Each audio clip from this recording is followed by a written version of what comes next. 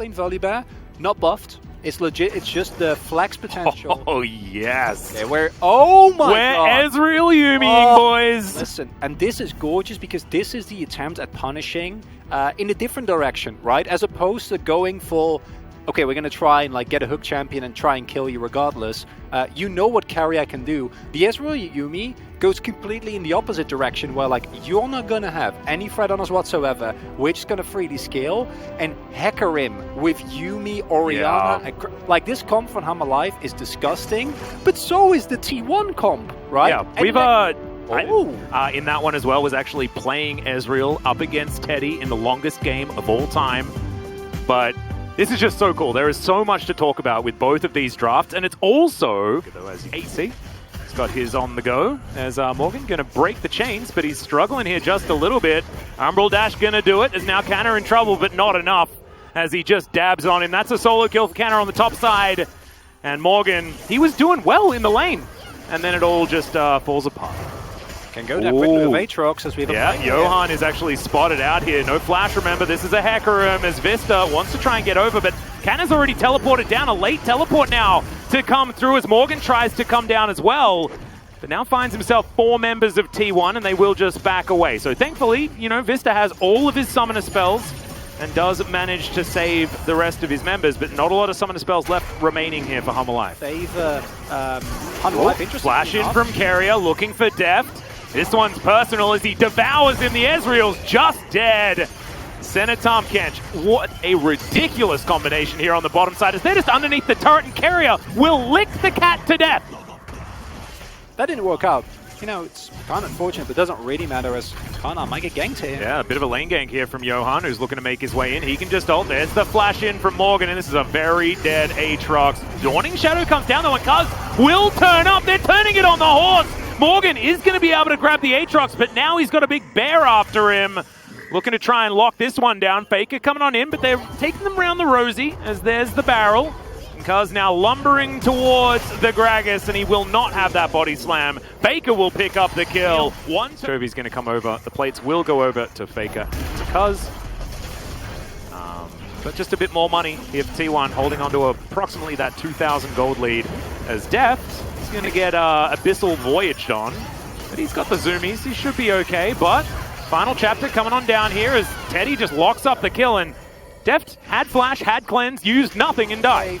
A Yumi ultimate on top of it, like, as a Hanwha Life, and this game is definitely not lost just through the sheer, like, wombo combo fighting power that you have. But if T1 keep it scattered a little bit, if they're able to position nicely enough, not group up while still using utility, they should be fine. Yeah, well, in goes the horse and the cat. Let's see what this can do. True Shot Barrage doing a fair bit of work as well, but oh my god, the Encore is fantastic. Shockwave eaten by all of the shields as Deft now tries to keep himself alive, but he cannot. Faker locks him down with an auto attack with a whole bunch of notes on it. Chovy getting chased down by a Carrier. Oh, ex-teammates, but not friends anymore by the looks of it, as Canna will put him in the grave. And T1, 10-1. It feels like this game's pretty much done. Oh, he just choked him out. The yeah, he actually built the Staff of Flowing Water, but sold it when he was in base and decided to go for the Putrefier instead, just because of the disgustingness that is the Yumi and the amount of healing that she provides. And now it's not even close, right? God, Deft just takes so much damage here from Teddy, and Carrier is super tanky right now as well. As there's the final chapter used mainly in Fear. Teddy just needs a couple more autos. Yep, the Piercing Darkness will do it. My god, he 3-shots Deft. And that's not including the Kraken Slayer proc. Like, oh my god, this center is just revolting. Yeah, this is disgusting from T1. Oh my god. Just a little kitty cat with a dream.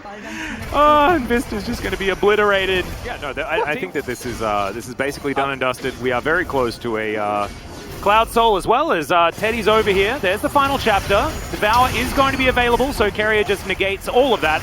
Johan's getting chunked by Teddy. As, Chovy doesn't even utilize the Shockwave, decides instead he just wants to flash out of this one. If he could flash out of the game, he probably would. Because, yeah, this is just looking almost impossible for Hanwha Life. Morgan now chasing after Canna. Will be able to smash him back towards his team. But maybe that's not where his team wants him, as Deft gonna get chunked. Does make it over the wall. Decent Shockwave to buy a bit of space, but in comes Teddy once again. He's got more damage than a nuke right now as Faker throws out the ult. He doesn't really find too much. He may have found the Yuumi, but the Yuumi died in the blink of an eye. But Ezreal doing exactly the same thing. 6-0-7 for this Senna. Looking to make it 7-0-7. But the tower is not something that Teddy wants to be under. And now T1 are just going to waltz down mid. Yes, we've learned that Seraphine is more important than Hecarim. 100%. Well, Morgan, he does have a look in here at the side as Johan wants to desperately try and get towards this Baron. He will get on in, but he's dead way before any spite's even relevant. And T1 didn't want the Baron. They wanted the team fight. They wanted to win the game. Depth is just going to get popped. It's Canna that dives on over and smashes him into the death chamber. The Baron is taken in the end as, the Yuumi pops out. Chovy now will find another two-man Shockwave. He's consistently hitting quite a few people with that, but it doesn't actually matter because it doesn't do enough damage. And now, 3 members of Harmalife Esports against the world of T1. And they are so scary. Yeah, Chovy's just going on a little bit of an adventure here. Wants to see what it's like on the T1 side of the Rift. And in the meantime, yeah, Kerry is just going to stop any potential backs. And I think this game's just done. Faker, surprise, out of the brush. Very, very dead. Chovy, Vista, of course, is going to be going down as well, as they're just going to follow him around as Kerry he's going to do the... This one's done. Make it stop. Oh no, they're just hanging out. This is adorable. Quick, get the jukes. Oh wow, he really has been juking for a really long time. It's 20-1 is going to be the advantage here for T1. The rest of Harmalife are going to respawn. They're not going to give this one away for free necessarily. The Baroned up minions will make it very difficult as now we're going to get trolled by an inhibitor. As in goes Johan. Does knock back the Senna. Teddy will just get cast to the face. And now Morgan's trying to chase down Cuz. Canna in a little bit of trouble here, but Deft isn't going to find the Mystic Shards just yet. Haven't hopped out as Morgan's even teleporting in. All right, Faker from over the wall. We'll say goodbye to the Gragas. And we'll lock down that kill. Deft inside the Raptor pit. Relatively safe right now, but as the final chapter, Shockwave lands onto 2 once again, doesn't do any damage once again, as now Cuz looking for Chovy. Vista's going to die, and now Canna walks so extraordinarily fast. And Faker will just douse him in all of that magic damage. That will be the ace, finally! And T1 will say goodnight to Game 1. I need a moment, man. We gave you a moment. T1 should have finished a really long time ago, but instead they gave you that moment. Unbelievable. This is, yeah, that's one of the most one-sided games I think we've seen all split, and that includes a couple of Dumb Kia games. I mean, I can see your vote, by the way, but here's the post-it game breakdown. Let's have a look at that huge center number. Yeah, that's a big one. 23K, and the game only lasted 25 minutes. I feel better about my choice now. I feel vindicated. Yeah. As, unironically, you are not allowed to do it with Senna Tahm Kench. Like, yes, Ezra Yuumi is not a strong lane, sure. But you're not allowed to win this hard. Like, I don't think that make that work. However, what's happening here is you're just completely opting into a matchup, and this is such a pivot from T1's drafting last game. Like last game last game was like 11.6 Exodia magic that they created, and this is 11.5 Pitfall. That's what this draft is. And we've seen it lose many, many times. There's the Rise picked up, and this could be where Chovy's gone. The thing that I find ridiculous is having casted Doinby for a very long time playing Rise.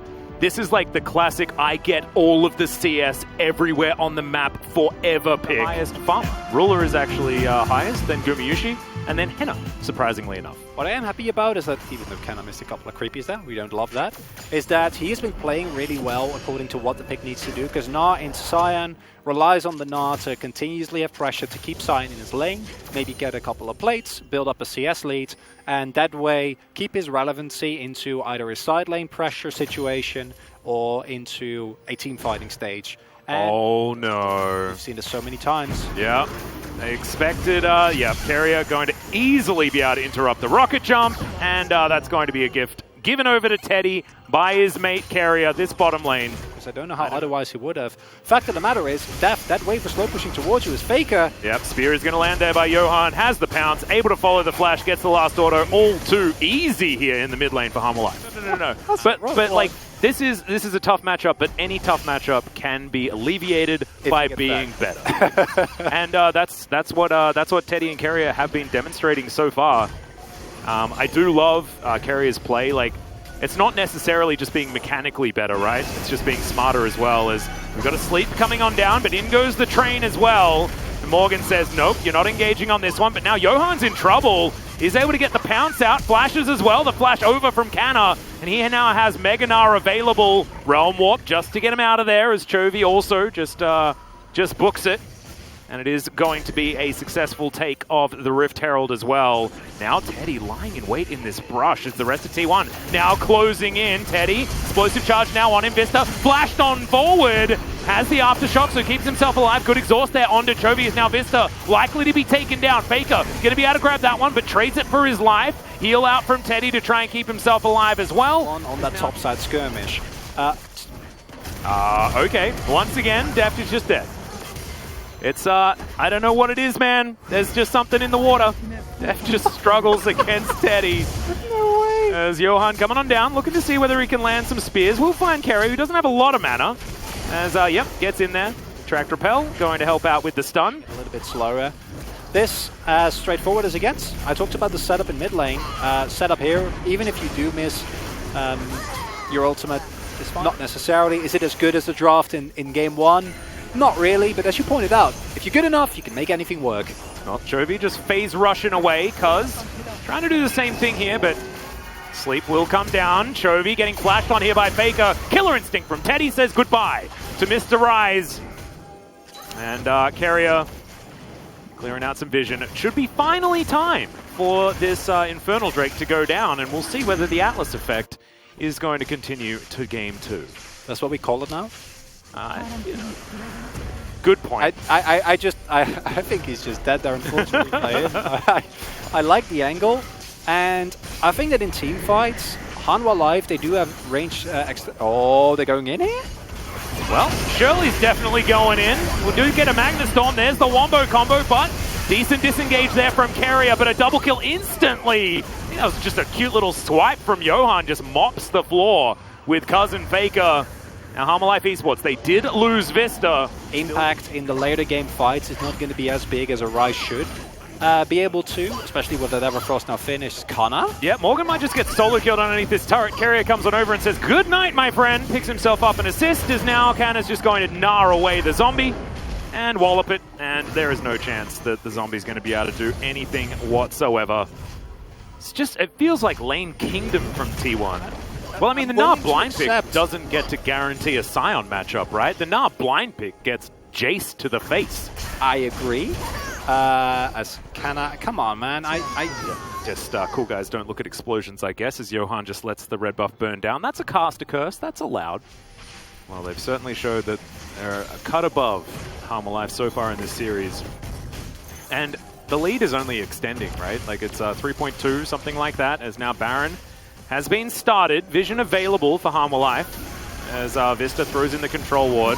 Low. Yep, Nidalee is nowhere near this area as, okay, Vista's going to get thrown back. Does manage to get his CC down as Canna keeps the Baron leashed. Johan, can he actually make it in time is the question. Chovy not going to be able to flash on over, and it's just a little bit too late. It's the wrong time to reset as Canna has now looked for Chovy. Killer Instinct gets Teddy over there. And this is HLE Esports once again.